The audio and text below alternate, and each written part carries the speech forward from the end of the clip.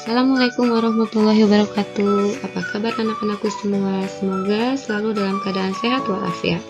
Pada pertemuan kali ini kita akan membahas tentang pelestarian hewan dan tumbuhan. Indonesia merupakan negara kepulauan yang kaya akan beragam jenis hewan dan tumbuhan.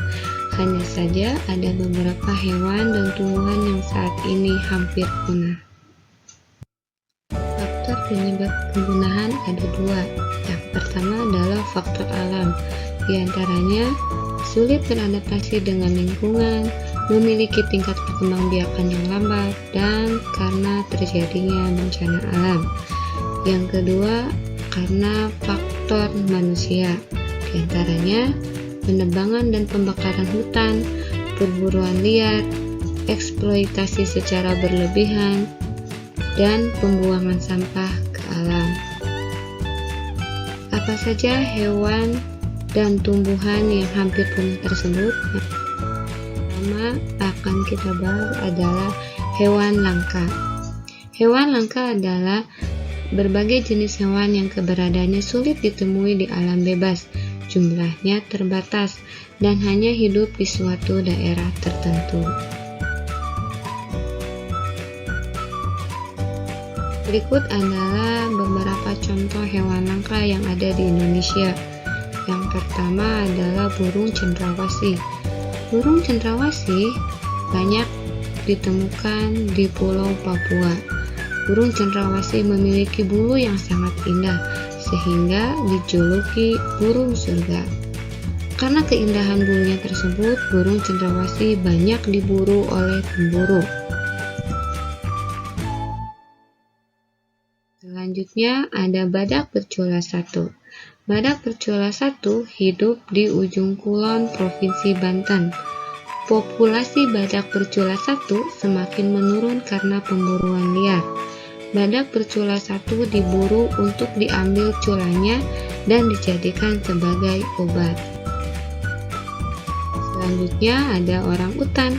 Orangutan banyak ditemukan di Pulau Kalimantan. Populasinya berkurang karena perburuan liar dan kerusakan habitat akibat pembukaan lahan untuk pemukiman dan perkebunan. Nah, selanjutnya ada komodo. Komodo merupakan hewan yang hidup di Pulau Komodo, Nusa Tenggara Timur. Menurunnya populasi disebabkan karena perburuan liar, perubahan lingkungan, dan berkurangnya sumber makanan. Selanjutnya yang akan kita bahas adalah tumbuhan langka. Tumbuhan menjadi langka dan mendekati kepunahan apabila jumlahnya di alam bebas sangat sedikit. Berikut ada beberapa contoh tumbuhan langka. Yang pertama adalah Rafflesia arnoldii. Rafflesia arnoldii banyak ditemukan di hutan Sumatera dan sebagian Kalimantan. Bunga ini hidup parasit di tumbuhan menjalar. Kuncup bunga Rafflesia dapat dijadikan obat, sehingga bunga Rafflesia banyak dijarah oleh manusia. Selanjutnya ada Amorphophallus titanium. Amorphophallus titanium merupakan tumbuhan dengan bunga terbesar. Bunga ini sering disebut bunga bangkai. Bunga ini hidup alami di Pulau Sumatera. Selanjutnya ada kantong semar. Tumbuhan ini tumbuh di daerah yang kekurangan unsur nitrogen. Tumbuhan ini hidup di hutan Tangkuban Perahu di Jawa Barat. Selanjutnya ada cendana. Cendana banyak ditemukan di Nusa Tenggara Timur. Tumbuhan ini digunakan sebagai rempah-rempah dan pengharum. Selanjutnya ada Aquilaria atau gaharu. Tumbuhan ini hidup di pedalaman Kalimantan. Aquilaria merupakan tumbuhan penghasil kayu gaharu. Gaharu memiliki kandungan kadar damar yang wangi sehingga dijuluki emas beraroma dari hutan. Nah, kita sudah mengetahui beberapa hewan dan tumbuhan langka. Untuk bisa kita nikmati terus, hewan dan tumbuhan langka itu harus kita lestarikan. Berikut adalah beberapa upaya pelestarian hewan dan tumbuhan langka.